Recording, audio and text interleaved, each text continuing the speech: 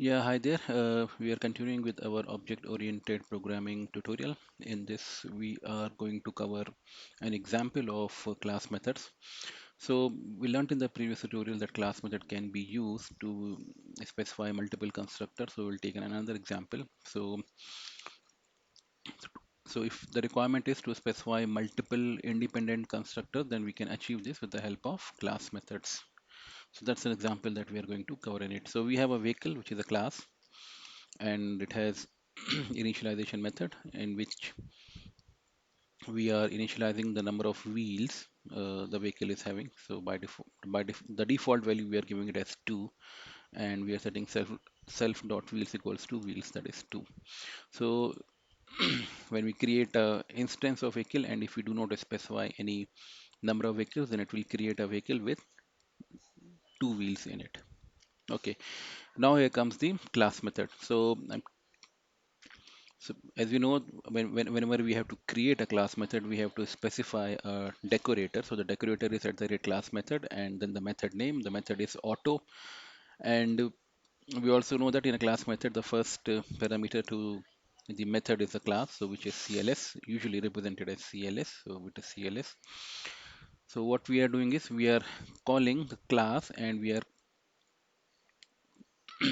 are passing the number of wheels as 3. So basically, this will from within this auto method, we will return an object. That object would be of type CLS, which is nothing but the vehicle, and we are passing the number of wheels to that vehicle as 3.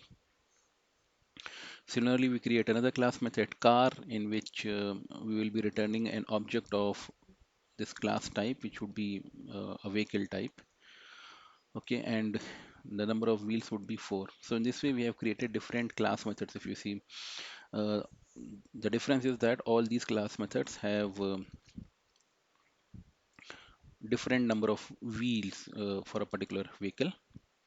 So what we are doing is that if you see all of these class methods, they are they are basically returning an object of type vehicle, and they are calling the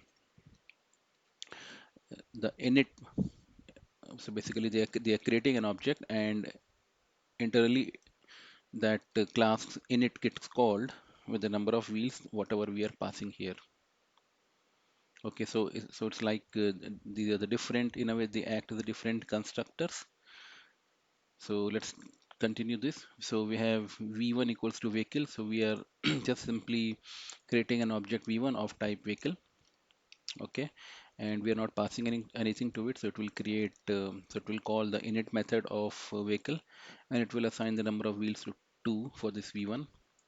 If you see in the output, this has v1 has number of wheels as 2. Now what we are doing is we are calling the class method. So class method, this is the class vehicle, and the method class method is auto. So this is the auto.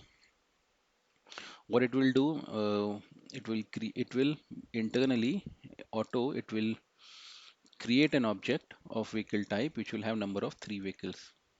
This is what gets returned, and v2 is pointing to vehicle, and which has 3 wheels. Similarly, we can call another method, another class method, vehicle.car.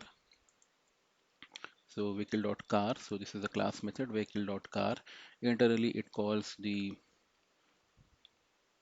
CLS, that is the vehicle, with the number of wheels as 4. So it will create an object of type vehicle which has 4 wheels. Similarly, we are creating v4, an object of type vehicle which is having 6 wheels based on that what we have specified in the truck class method.